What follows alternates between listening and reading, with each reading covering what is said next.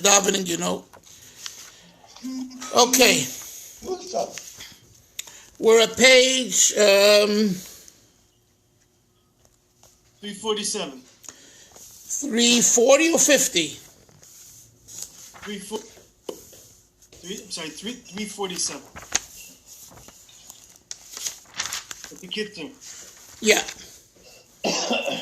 Hamazoles hem rak shluchim legeshem hashefa. The mazoles are only emissaries, messengers to materialize the shefa. Haba mita yisborach, that comes from HaKadosh Baruch Hu, v'amishtachav elehem, and those that worship the constellations, oived avodah zarah, it's serving idols, idolatry. The purpose of the constellations materializing the chesed is so that we should be able to use it for Hashem's will. How is that possible? It's by concealing the light of the name of Hashem that's associated with Asiyah, which we said is Kael and Adnai. Shehu b'gematria tzav, its numerical equivalent equals 96. V'liyoisei helem gomur, and it's such a concealment, achatoyim lachshav, to the point where a mistake can be made to give credence and importance as a mazoles to the constellations, assuming that they are the ones that give the hashpah, the mitziyut, that they're a real existence, independent of Hashem. Lochein, therefore, ein tzav ela avodah zarah.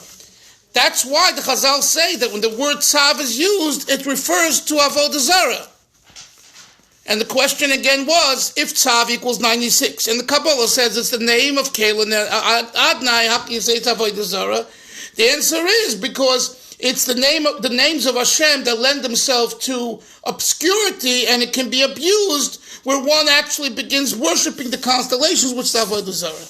That's the answer to the question. Next, Maamar 359.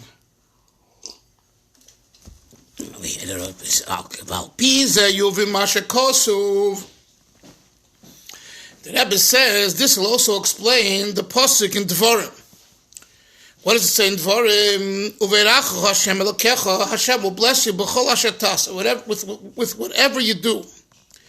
V'ise b'sifri, so it says in Sifri, Yochel, one might think, Afilo Yehei Yoshiv, Ubotel, I'll sit and I won't do anything. We know about that. Talmud Leimar, the pasuk says, B'chol asher taseh. When will Hashem bless you when you do something? In everything that you do. So you have to do. Not sit and just say, God, make it happen. You have to make an action. V'hainu hachonas kli shel parnosa. Very clearly, the Rebbe Rashab, someone would ask, what's the Rebbe Rashab's shita? Should I sit in kollel all my life and expect Hashem to rain the money down on me or make my wife have 6 jobs? So I think from this paragraph you would say, no, you have to make a keli for parnosa.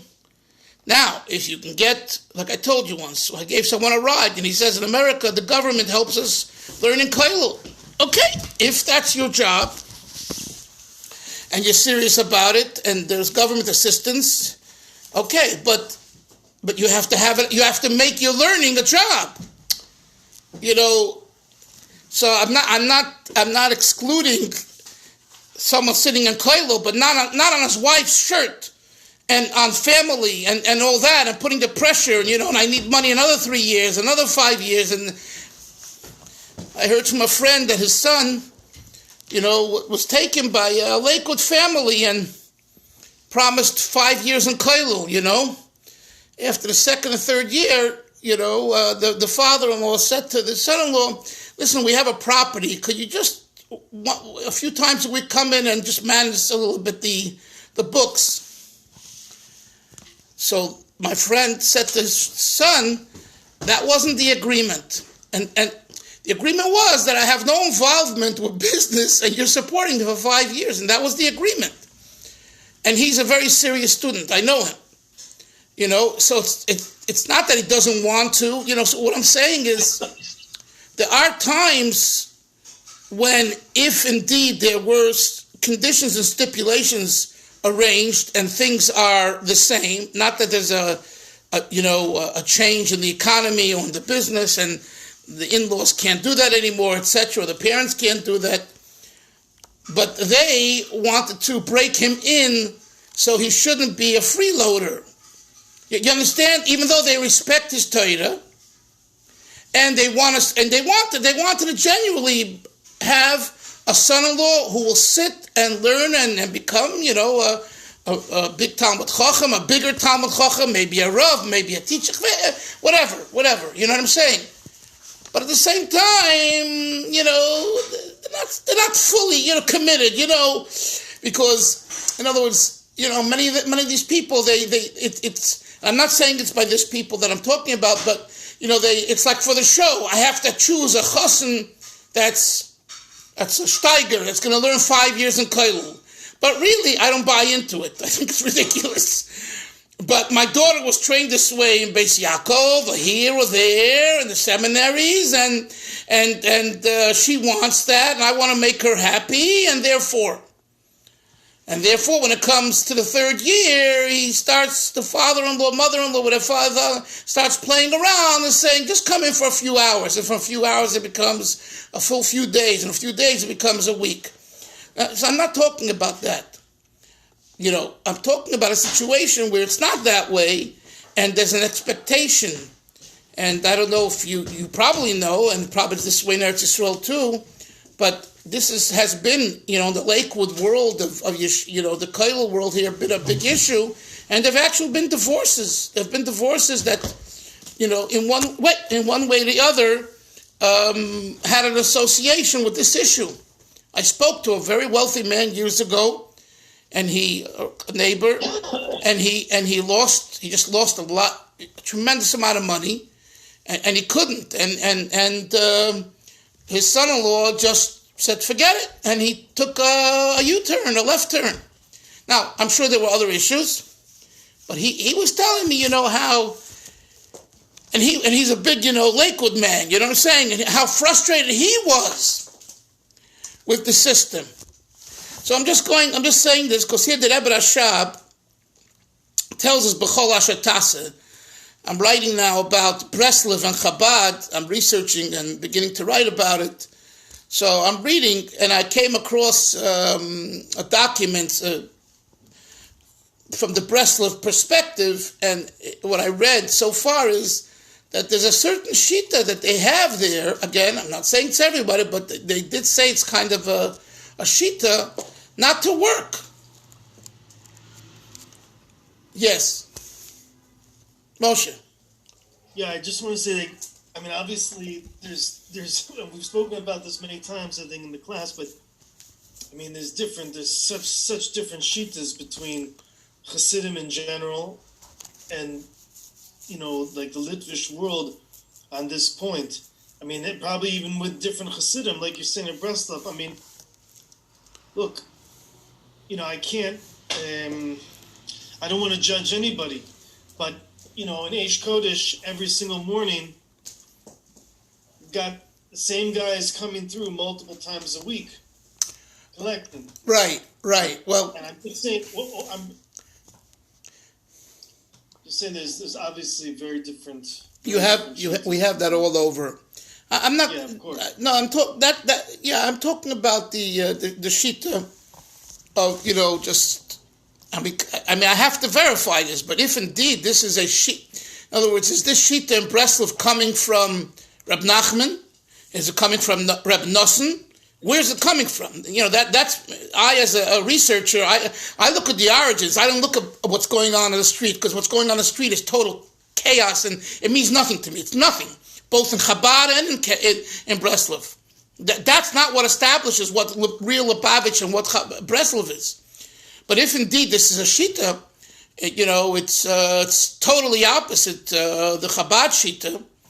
And I'm not sure. I'm not convinced yet. It's a Shita coming from Reb Nachman or Reb Nosson. Right. I have a hunch it was created by freeloaders somewhere. You know what I mean? Because I know that the Breslover Hasidim in Russia, they went to work every day and they had to face communism and everything else, and we know the families and we know the people. So if it was a shita going back 100 years, then and they were real Breslover Hasidim in Umaayan, 1920, 1930. So they wouldn't be working if it's a shita, and they were working. So it has to be looked at carefully. But anyway, let's go back to the text. The Rebbe Rashab is telling us here that when it says B'chol asher taseh shetzricha liyas asiyah v'hainu hachonis kliel shel parnasa, you have to make a vessel for parnasa. This is one of the differences between the time of Golus when the avoda is to refine gashmias, which is what we do when we work. We refine gashmias, uvein hazman de leosid bebias Mashiach, and the time in the future Mashiach will come. The leosid Mashiach will come in the shefa chesed elyon, the hashpah from the supernal kindness. Yovei mi'ita yisbarach will come from Hashem. Berlei shum isaskus, without any involvement. V'achonis kli esik b'shil parnasa. And then we'll all be freeloaders. Why? Why, Moshe? Why? Because our hisaskus, our avoda, our work, will be within Torah and mitzvahs. It's not that we won't have to work. Work, the Torah says, is good. In other words, when the Torah established something to be whatever the Torah says, it's a truism for eternity, including during Mashiach's time. So how do you define? One second, Hillel. How do you define b'chol asher taseh when Mashiach will come? Work within Torah. Yes, Hillel. Just want to mention in connection with that I have a Haggadah from the tradition of Radzin, Ishbitz Radzin Chasidus. Yeah. And they have a custom. I think they say in the name of the Maharal, have a fifth cup on Seder night, and they say what? It's for Parnasa after the Geula. Really? Yeah. That's very. It's very. I never knew that. Thank you. Very nice. Very nice. Okay. He says, Mashenke, conversely, Bisman HaGolus, during the time of exile of Golus, Tzrichem Isaskus, here you have to be involved, Ba'achonis Klile Parnosa, making a keli for Parnosa. And why is it? Now the Rashab is asking, why does Hashem want it to be this way? Tell me why. The Rashab is not scared to ask a question. So he's asking. Tell me why.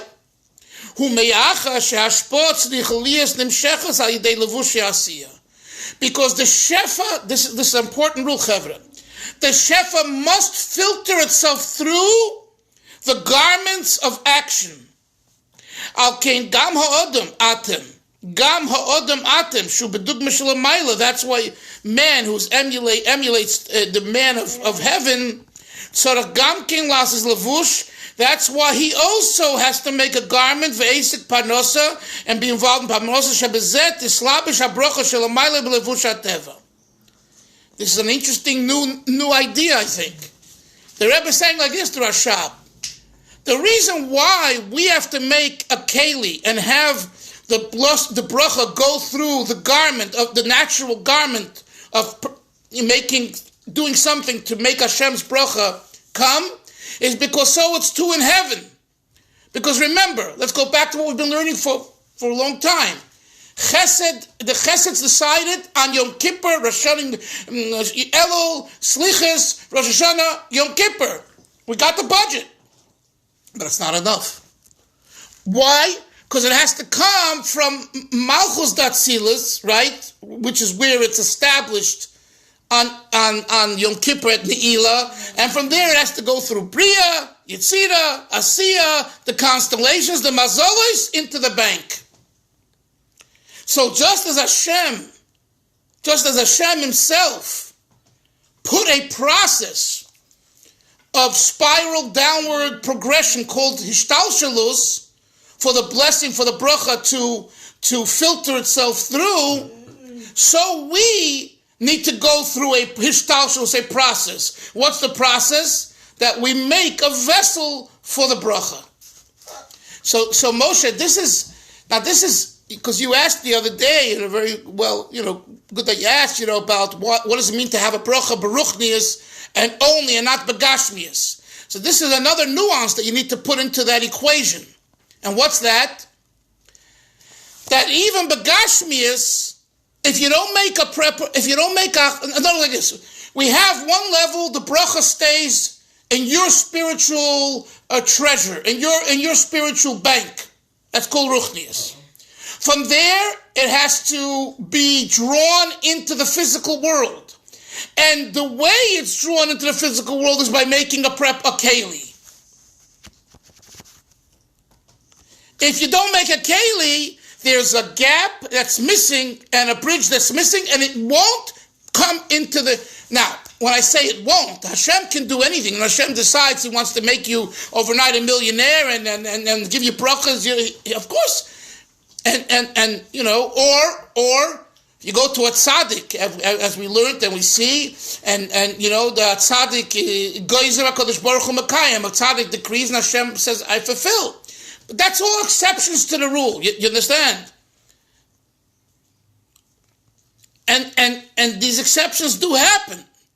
But that has to do with your neshama, reincarnation, soul migration. Those are already spiritual things that we don't know about, and it's not the here we're talking about classical Jewish Hasidic thought. So the answer is you have to make a vessel. Let's continue.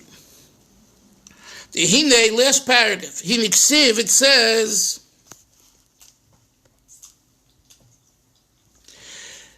Ochein ato kel mistater.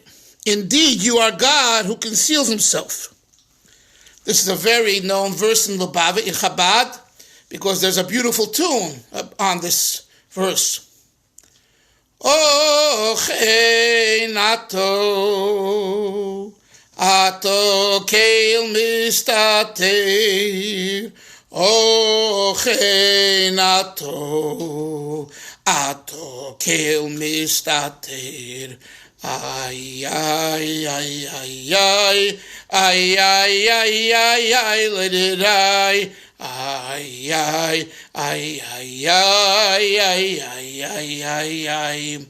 And then when you repeat it, you emphasize the ata, not the mistater. Ata, God, versus the concealment. Because you can sing it like this. It's you, but you're concealed.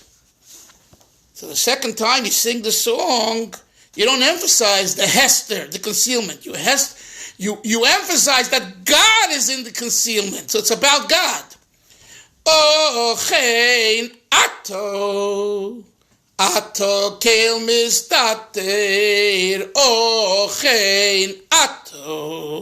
Ato kel mistater. So, but it's a verse in Yeshaya, and it means, indeed it's you, God, in the Hester. The belikus, in godliness, in getlichkeit, yesh, keil hagoli. There is the way God is revealed, v'yesh keil hamistater. And there is the same Hashem, the same God who is concealed, who conceals himself. Next page. These are two opposite experiences. Teva, nature, ulamaila me'ateva, and what transcends nature. It is understandable with the human mind.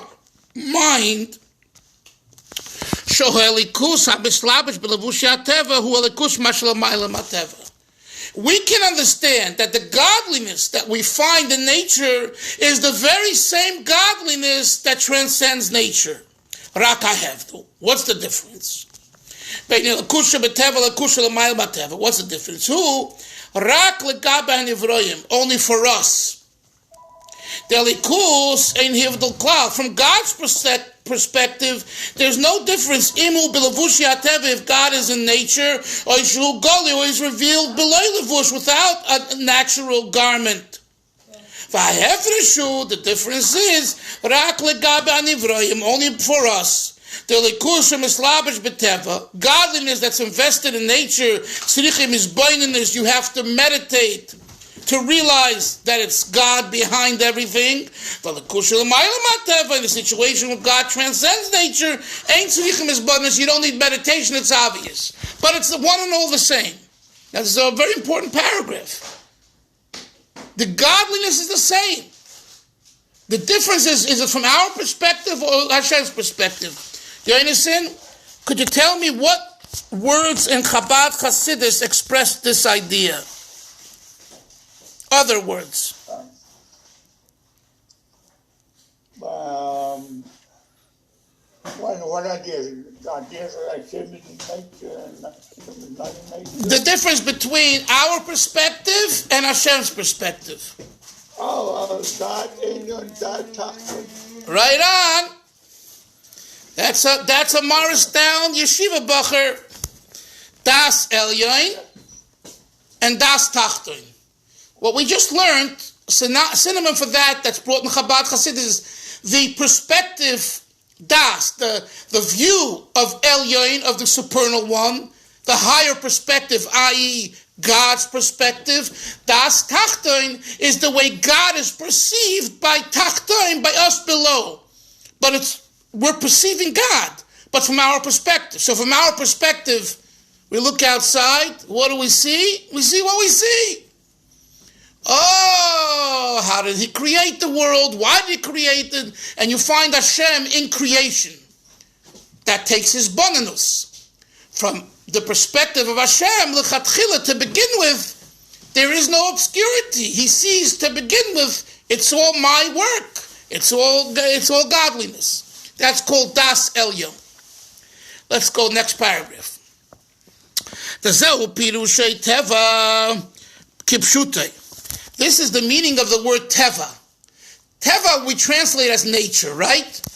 But Kipshutei, the simple meaning is Meloshin Tubu B'Yamsuf in Oz Yoshir. That the Egyptians drowned Tubu in the Yamsuf. Shahadova Shebeteva Bayam, something that is immersed in the water. Hinemei Hayom, the waters of the river. Bye. Machasim Olav, they cover it. She'eina Nikra Klal, that it's not recognizable at all. Sheyesh Nezim Itzias Dovim Milvada Mayim. All you see is the water. Rahman L'Islam, when a plane goes down or something, right? We got to go deep down. From the top, you don't see anything.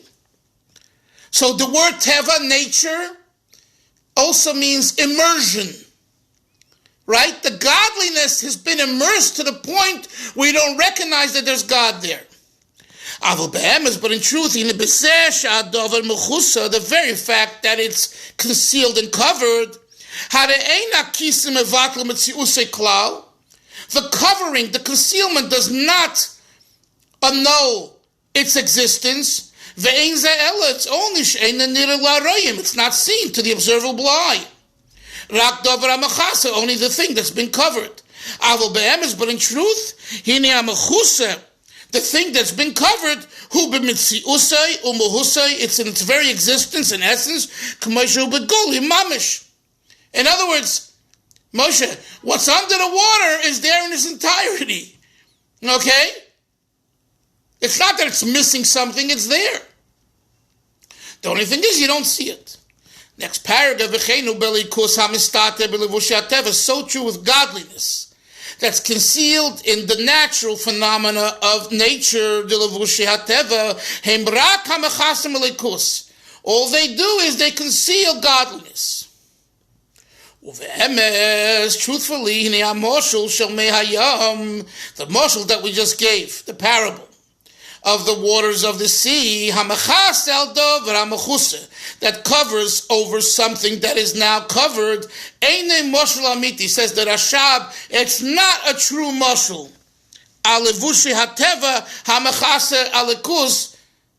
To the moral that the garments of nature conceal godliness. Why not? He says why. The water that covers the item that's within the water, the thing that is found in the water and the water, the two separate things coming together. The Rashab explains, the water did not create the item that is covered by the water, that's now sunk and in the water, and the item that is covered by the water is not created by the water, but as I'm sorry, the thing that's immersed and sunk and drowned and covered does not create the water that covers it. There's two separate creations. Conversely, the godliness that's invested and enclosed and disguised in nature, Hare holikus bora v'himtzi es levushi hateva. This godliness creates and makes possible that nature should be. And simultaneously, the godliness that's in nature, Hashem enlivens it, and sustains them. In other words, if not for the godliness, there wouldn't be nature. Nature is godliness. When we talk about the water covering the water covering the item that's in the water, it's two separate things. There was water before, there's water after. There was an item before, an item before. Now they're coming together. Fine. So the Rebbe Rashab is very careful in explaining that in this detail, there's no comparison between the mashal and the nimshal. In other words, one shouldn't think, Hillel, Teva is on its own. And Hashem can be perceived through Teva as well. That's a mistake. Teva is not on its own. Teva has no self-existence. Its only existence is the energy, is godliness. How does Hashem in this instance enliven and sustain Teva? By it being covered, by it being obscure. Fine. But it's God himself who's obscuring himself. So we're back to the same thing. God, Hashem. Let's continue. Imkain. The likus that's invested in nature. That's the same likus that transcends nature.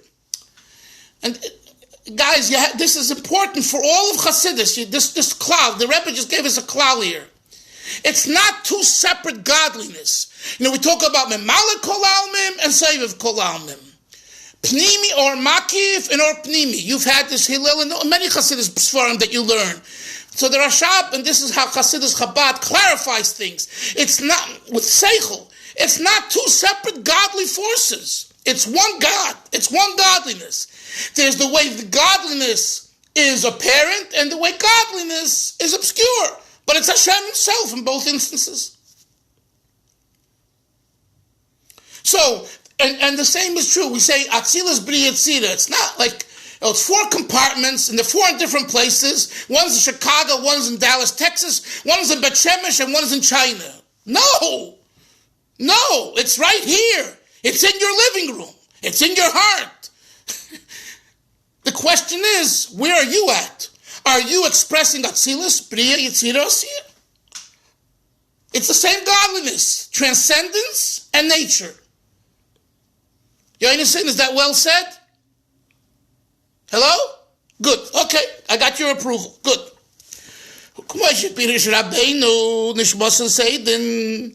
Says the Rabbi Rasha, but as my great-great-grandfather, the Alter Rebbe, writes in Tanya, Sefer Shabbein in Perek Yutes, chapter 19.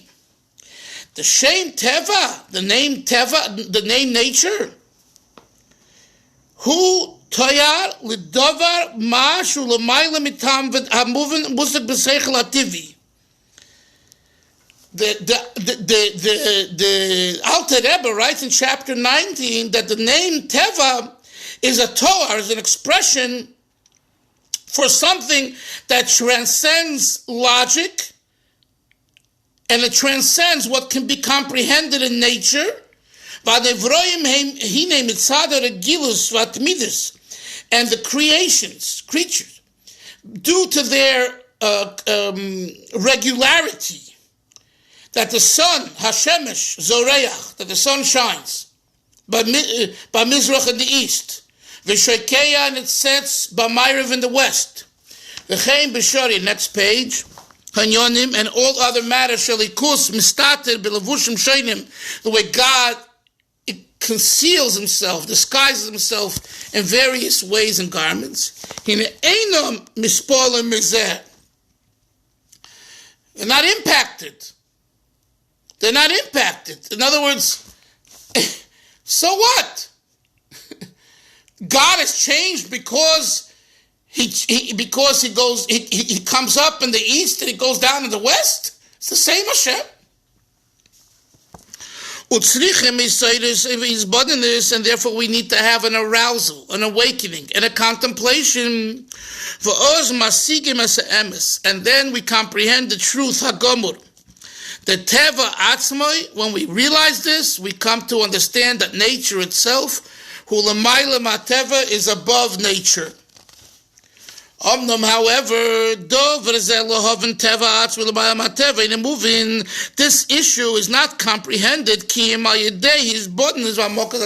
It requires meditation. It requires Hamokas Adas, delving one's mind into it, thinking about it, understanding it, going into the nuances and the details. V'hainu, the Bashkofer is Shaina. At first glance, one can make a mistake, and think that it's two separate forces of God. It's two different gods, God forbid. But it's rather only when you meditate and reflect, then you come to the true determination, the Teva Atzmai, that this very nature itself, is really transcendence, and it's the same God. All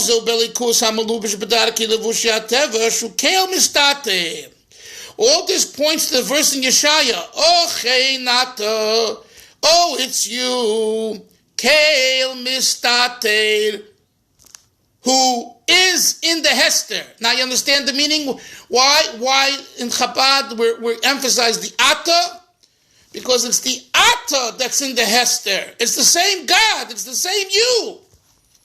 It's not a different you in the concealment. It's not a different you on the beach. It's not a different you when the sun shines or the sun doesn't shine. It's the same Eibishter. Avol Keil Hagolui.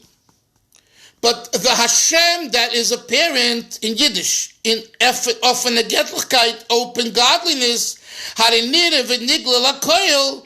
In that situation, it's observable and revealed to all. You don't have to have meditation. So in other words, when something happens that is what we call a miracle, shattering the convention, and we say, wow, that's from God.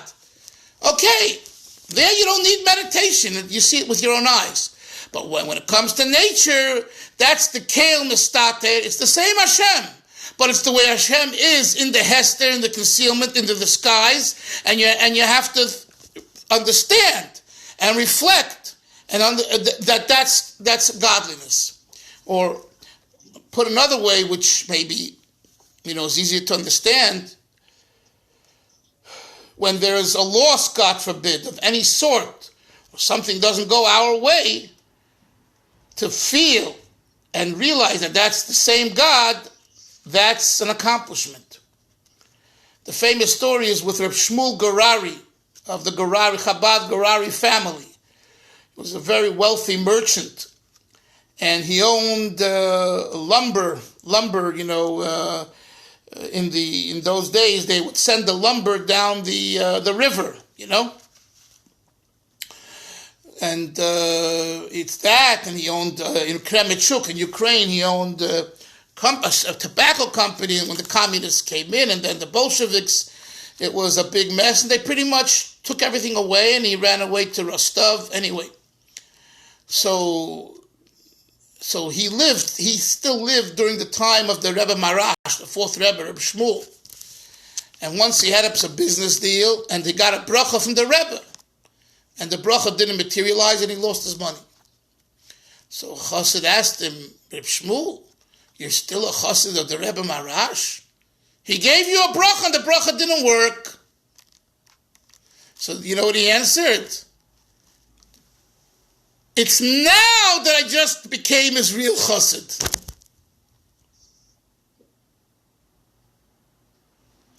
That's what we're saying here. To be a chassid of the Marash when things are going your way and the bracha is fulfilled is no big deal.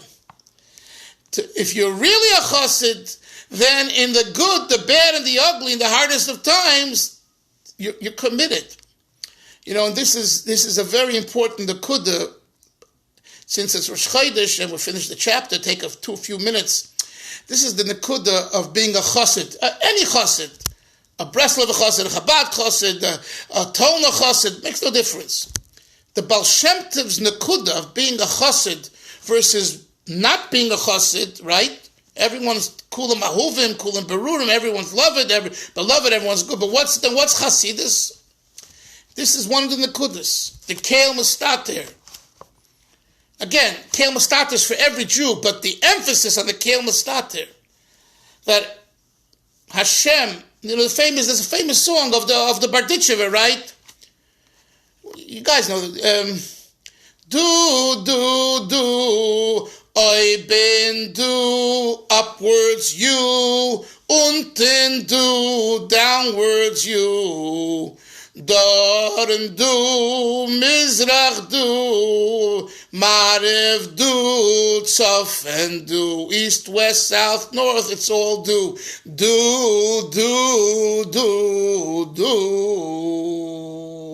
As a whole, it's a whole niggin, it's just a part of it. What's the nekuda? Rabbi Levitzcha Barditchev. It's all do. It's all you.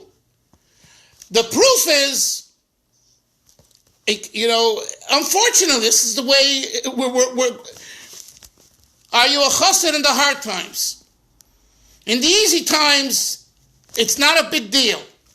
But when you're, locked up in a corona period for a year and all that, and you're still totally committed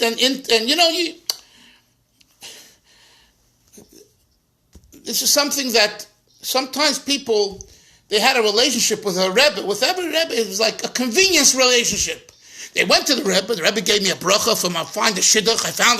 Wow! What a Rebbe. Parnasa, refuah. No, and what if the Rebbe gives you a bracha and the bracha doesn't happen? Are you the same chassid and you have the same connection to that Rebbe? That's the answer. That's the proof. And it's something that sometimes we don't want to face. But that's the story of Rabbi Shmuel Gorari that I told you before. That's what he told his friend. Until now, I wasn't sure I was really a chassid of the Rebbe Marash. I might have been a chassid because my family's been chassidic for 200 years, 100 years, and I got brachas and I became wealthy and all that.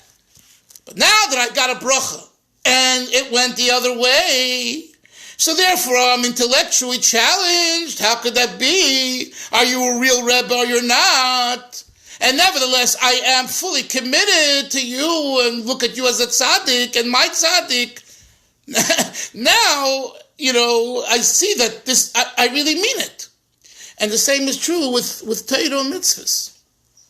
And this is something that we need to not only explain to ourselves, but to our children and grandchildren and family and friends. That the Yiddishkeit, the Torah is a truism. A truism is not created by the happenings that the world brings about in every detail. A truism means it comes from the soul, inside out, not from outside in.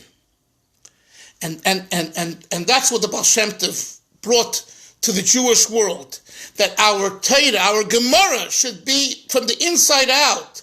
The story, it's a long story, but with the Lakewood boy who asked Rabbi Yoel to get him a Yechidus with the Rebbe, he got him a Yechidus, and he stormed out of the Rebbe's room after an hour or so, and he said he'll never come back to 770. And 10 years later, he meets Rabbi Yoel on Kingston Avenue, and he says, I want to, see the Rebbe. And so he says, what happened over here? You got lost. You took a 10-year hiatus. He said, yeah, you and I would speak, and I was the best student.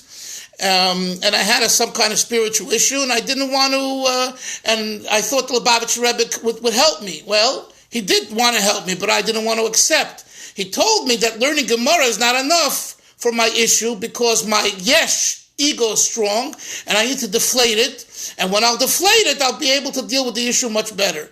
And that comes through learning Chassidus, and I didn't want to learn Chassidus. So I was stubborn. And the Rebbe told me, you're going to go back, you're going to say a pilpul, and it's going to be a bomb, and then everyone's going to be embarrassed, and they're going to say, wow, the best student in Lakewood goofed up and all that, and kachava, that's what happened. And he said, I mamish left Yiddishkeit. I went very far. But now I heard of Fabrengen on the radio, and the Rebbe said, and I came into 770, and as I walked in, there was a Purim, I think, the Rebbe said, Hamor sheboch machzir lemutav, the Torah you once learned will make you do tshuva. I said, wow, I learned once a lot of Torah, a lot of Gemara. The Rebbe's talking to me. And that's how he began his tshuva. So, but I want to bring, that's the story. What's the Nakuda? Yeah, you have to go, Hillel, go, don't worry. Yeah, I got to go. Yeah, good yeah. to everybody. Good Shabbos, good Chodesh, Zaygas und Hatzlocha. So the Nakuda, the story is, guys, that, it's easy to be a chassid and be connected when things are, going my way, It's like, but when things are not going my way, and there's hardships, to be the same commitment, that shows what you're really made of. And that's why people who live that way, it's important to learn from them and to show others to appreciate such people, because it's not the people, it's what their message is, their message. And this is Chodesh Shvat, the Histalkos, the previous Rebbe, and the Rebbe became Rebbe in 1951. These were two people, these tzaddikim, that mamish, they lived this way. The Frierdiker Rebbe was a very, very ill person when he came to America. He lived through communism. They wanted to kill him so many times, and they almost did kill him. And then he survives the Nazis, Yimach Shemam. And then he has, MS, and he's ill, and he suffered from that many years. So he didn't give up. He comes to America, and he makes 10 years of establishing Lubavitch and reaching out and teaching Torah and sending shluchim to Chicago and Springfield, Mass, and here, there, and the Rebbe then continues and sends his mess in Chevre and continues teaching Torah at the Fabrengens and writes letters and Mesichas and Maamarim. The Rebbe could have easily given up. He had no children. He didn't, at the age 20, or whenever it was, he's the last time he saw his parents. They weren't at his wedding. And whatever. I'm just saying, don't think things were very rosy, It was very humble beginnings. And if you take a look at some of the videos now that we, Baruch Hashem, have, you see how humble this person was. I was just looking earlier this morning on the Rebbe going to the oil, Rabbi Krinsky speaking, he's narrating, and it is so humble, it's so humbling. He didn't act with any shtick. Take a look.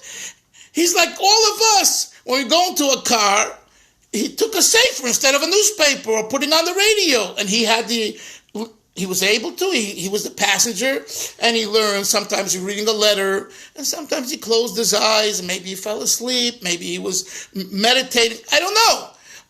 But very Pashut, without fanfare. Today, most of these rebbes are into shtick with white canes. And even and I mean, it's like a whole show, and a photographer should be there. I mean, and I'm sorry to say, it's, and that's why there's a big fallout in the larger Hasidic community. The kids are not stupid, and they see right through this narishkeit. Like, it's ridiculous. And the same with the Rosh Hashivas. I mean, this whole, we've lost this. What a Yid was once was, I don't care how great, and Rav Moshe Feinstein, and he wasn't a chassid, but he was so humble. Anyone that came in and spoke to him, you didn't need an appointment, and you didn't need to put on your tie.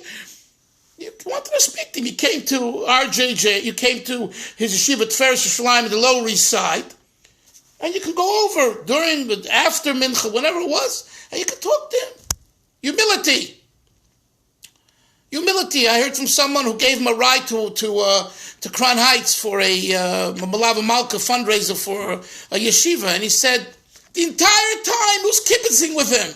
Rav Moshe Feinstein, who knows the entire Torah and Pesach Adar and everything else, he was just being a nice person and speaking to another Yid, and we've lost that. We have to bring it back. We have to bring it back and stop this, who I am, without saying it, I think I told you once what someone told me here. A Belzer Chassid told me this, okay? It didn't come from a Lubavitcher. He said he was once in a frock store to buy a frock, a kapota. And there was a Litvish Rosh Hashiva there. And he sees the way he's looking in the mirror to see exactly how the frock fits on him. So his wife turns, the Rosh Hashiva's wife was there. So she says, what are you looking like? She says, okay, she says, it's a me'il, a paroiches on the Sefer Torah. And when you put a paroiches on a Sefer Torah, it has to be nice. So he's saying, my kapota, my frock, I'm a Sefer Torah. My friend heard this and he told this to me. I mean, could you imagine a person thinks of himself as a Sefer Torah? And he could be the biggest Rosh Hashiva at Mir or Ponovich, whatever. So, rather than knocking others, we have to look at ourselves and humble ourselves. But when we're learning this Maamar and come across this idea of Ochen Ato Keil Mistater, you must know that in the Hester is God. And if you can't find Hashem in the Hester, then you can't find Hashem in the Goli either. Because what you're finding in the Goli, in the revelation, is not God the God. It's your version of God. And your version of God is bad news. So let's be more together and more simple and more honest, and the Eibusher will help us. Anything you guys want to say? Yeah, I was talking about, that your Teva. That when a miracle happens, one time everybody is very excited, like when the sun came up for the first time, everybody was very excited. And then they got used to it, it happened every day, you got used to it. Yeah. So when you get used to something, that's the whole idea of covering up. Right. And then God forbid, when the sun doesn't come up, and when the sun comes up, there's a miracle again. So we have to realize that it's a miracle every time, the fact that we go to the bathroom 3 times a day, at least last week. Hashem works wonders when you think about it. You're so right. Or when we say Kol HaNeshama Tahala, every soul should give praise to Hashem. The Gemara says the word Neshama is associated with Neshima, a breath. A Kol Neshima, on each drop of breath. And many times when I say that, I remind myself of my mother of blessed memory, who the doctor told me she had a healthy heart, and a healthy this and a healthy that. But because she had scoliosis, the curvature of the back crushed the chest cavity and couldn't breathe. So she passed away. You can't breathe, you pass on. We know now with COVID, right? Your heart can be great and everything else, but you have to be able to breathe. Akol neshima. So I think about it, I'm humbled. And when I had COVID, and I was very ill, and I had a hard time breathing, you wake up. But that's the point. Hashem gives us a wake-up call, but He wants us to know that when we're gesund, when we're healthy, He wants us to know that you should, know who you are and what's going on here. You should carry it with you all the time. That's right. You need a wake-up call all the time. Right, Moshe, what? Moshe, what are you saying? I was going to say, what we've just been learning, and you said it, but it's such a critical message for right now, both in a person's home. Like right now, the kids, I don't know what it's like by you, but here now in Eretz Yisrael, the kids, they're learning at home again, on the computer, on the phone. It's for some of them, it's very hard. So for some of them, it's very, very, they're tired of it. It's very hard. And, right. And you see that this union of really, really being committed not just when things are going well, but when things are rough. Right, and this is a message that you can talk to your kids about. You know what I'm saying? Yeah. And at the same time to find things that will make them feel good. In other words, they shouldn't develop a negative attitude. Like, where is God? What are you doing?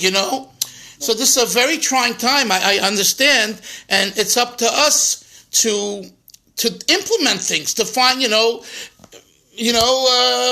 way you have more time with your kids. You should make more time when they're home, to talk to them, to play with them. I mean, whatever, But you're right. Yeah. Also, just interestingly enough, the whole issue of the humility, it's interesting. We looked at what's been happening, like in the United States, even here also in Israel, but in the United States on a political level. I mean, the people need, and I think you're beginning to see it, I think, coming out from different sources. People are saying, hey, we gotta tone it down. We gotta become a little more humble. And I think that, we see, is that needed? Right? Oh, absolutely. We have, as much as there's politics in Eretz Yisrael, in a way it's worse, in a way it's better. Here, what's come out is, we have hatred in this country. People hate each other. This country is really in a civil war. Really, there's a civil war happening. It's just not happening maybe right now in the streets, and God, but it's terrible. Right. And I said to my wife, who knows? This will be the trigger for a massive aliyah, because at the end of the day, there's no other place than Eretz Yisrael, with all the mishigas and everything else. But it's us. It's us. We're all in that nekudah. I believe we all the same. It's Jews, And yes, there's right and left, and there's major issues. But here it's like, did you read that some of these rioters had Nazi things on them? They clearly had Nazi, things. They're anti-Semites and basically, saying your Jews are next. Okay, Chevra, listen, have a great Chodesh. It's Chodesh Shvat. Hashem should help us in every way. Yes? Psuras Toivas, Bepoel Mamish. Mashiach should come. We need Mashiach. We should see him. We should be together. And until Sunday, everyone have a great Shabbos. Sei gesund. Bye-bye. Take care. Bye-bye.